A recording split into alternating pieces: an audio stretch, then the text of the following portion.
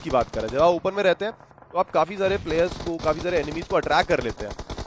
देखने वाली बात ये है कि रिवेंज वर्सेस इंसेन दोनों को ही अंकों की जरूरत थी। खैर इंसेन को तो नहीं थी, बट हाँ रिवेंज को बहुत ज्यादा अंकों की जरूरत थी और मुझे लगता नहीं है कि इस मुकाबले में वो ज्यादा अंक निकाल पाएंगे। इंसेन उन्होंने देखते ही देखते रिवेंज को एलिमिनेट किया और रिवेंज की स्क्वाड को अंकों की जरूरत थी, मात्र केवल 3 अंक आए। बट हैदराबाद हाइड्राज ये एक गलत रश हो सकता है। जोकर टॉप जी सबसे पहले आते हुए दिखाई दिए, उन्होंने एक खिलाड़ी को नॉक किया और इंस्टेंट उनको फिनिश भी कर दिया गया। जोकर टॉप जी एक और Oh my टीबीएस का God. फटका, आदि को डाउन किया। आईजीएल वर्सेस आईजीएल की फाइट, हैदराबाद हाइड्राज शुरुआत बहुत ही ज्यादा बेहतरीन।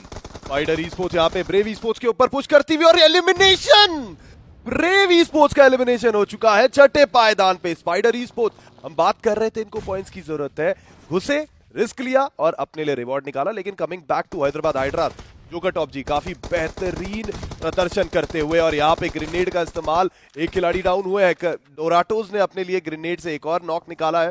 सामने की तरफ लिंच मौजूद, अब तक ग्रेनेड का कमाल दिखा रहे थे एएसजी के ऊपर, लेकिन अब थोड़ा सा गलत जगह पे फंस गए हैं। हालांकि हल्का सा कवर है, लेकिन इस जगह का अंदाजा है एएसजी को, ग्रेनेड या मॉली सही पड़ेगी, नॉक मिल जाएगा इन्हें। इन सबके बीच में ब्रेव एलिमिनेट हुई तो सही, और इंसेन उनके पास 10 टोटल फ्रैग थे। जोकर टॉप जी एक बार फिर से वही करने की वो कोशिश लालच कर रहे थे, पर लालच बुरी बला है, कहा जाता है हमेशा, और इस बार वो नहीं बच पाए, उनको एलिमिनेट किया गया। उन्हें एएसजी के खिलाड़ियों का पता नहीं था कि वो जो खिलाड़ी हैं वो कहां पे मौजूद हैं, और इसी के साथ ओआरबी 5 फिनिशेस के साथ एएसजी, उनका भी एलिमिनेशन। एनएफई की स्क्वाड वो भी नीचे मौजूद रहेंगे, बट ह्यूमनॉइड उनको भी नॉक किया। बट जोकर टॉप जी कुछ अलग करने की कोशिश कर रहे थे, जहां उनके 3 खिलाड़ी बहुत ज्यादा दूर हैं उनसे और वो अकेले फाइट लेने को तैयार हैं। 3 फिनिशेस आपने निकाले, टोटल 7 फिनिशेस आपके पास हैं, और अगर आप यहां पे भी एलिमिनेट होते हैं तो प्लेसमेंट के मात्र केवल 8 अंक आपको मिलेंगे। Desperation is the mother of many inventions. यहाँ पे डेस्परेट थे जोकर टॉप जी, काफी हद तक सफल भी हो रहे थे, कुछ फ्रैग्स भी निकाले थे इससे पहले पुश करके। लेकिन यहाँ पे जैसा आपने कहा, एएसजी की इन्फो नहीं थी, उन्हें एएसजी की लोकेशन का पता नहीं था, ऑलरेडी टीम्स एंगेज कर रही थी और नुकसान हो गया। बट इसी बीच एनएफई का स्क्वाड अभी तक जीवित है, 4 के 4 खिलाड़ी सक्सेसफुली अभी तक पहुंचे हैं, टॉप 4 में अपनी जगह बनाए हैं।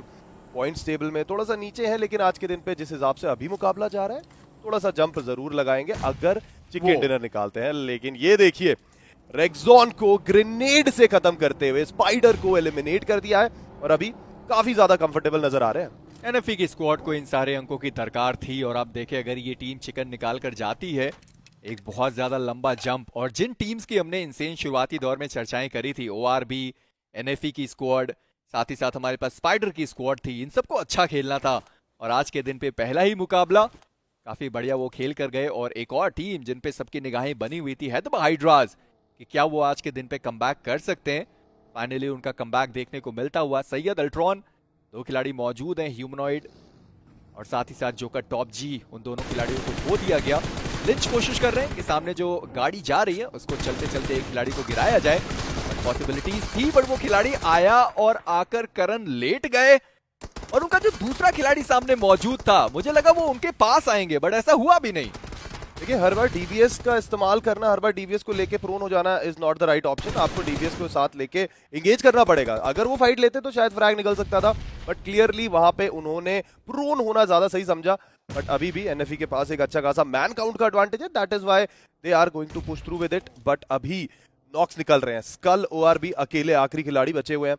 हैदराबाद हाइड्राज को मुझे ऐसा लग रहा है, जिस तरीके से स्थिति बन रही है, दूसरी पोजीशन शायद गिफ्ट में मिल सकती है। लेकिन ये क्या पोजीशन है, अल्ट्रॉन पहले कंपाउंड में थे और कंपाउंड में ही रहना गलत रहा, और अब पहाड़ी चढ़ने की ये जो बैटल है, ये स्ट्रगल से भरपूर। ऊपर की तरफ एनएफई के स्क्वाड को पता है अल्ट्रॉन की पोजीशन का, बट कहीं जो हम #2 की पोजीशन की बात हैदराबाद हाइड्राज के साथ कर रहे थे, उसका एडवांटेज स्कल को ना मिल जाए। लेकिन स्कल भी धीरे धीरे सामने, क्रेट्स पड़ी है, लूट करना बहुत जरूरी है आखिरी के क्षणों में। देखिए, गिफ्ट तो नहीं कहूंगा इंसेन में, मेहनत की है उसके लिए उन्होंने, मेहनत तो है। क्योंकि रोटेशन उनकी काफी ज्यादा बढ़िया रही। हर बार वो सेंटर ओरिएंटेड गेम उन्होंने खेला और सेंटर पे अपनी टीम को लेकर आए। वो अलग बात थी कि जोकर टॉप जी एक गलती उन्होंने की, जहां पहले गए वहां कम से कम उनको फायदा मिला, उन्होंने फ्रैग्स निकाले, बट जब दूसरी बार वो गए तब तो उनके जो खिलाड़ी मौजूद थे, कोई मौका नहीं था कि वो कवर फायर जोकर को दे सकते थे। जोकर वहां पे एलिमिनेट हुए, और अब हैदराबाद हाइड्राज वर्सेस एनएफई की जो फाइट है वो आपको देखने को मिलेगी। स्कल ओआरबी जितने भी हीलिंग्स हैं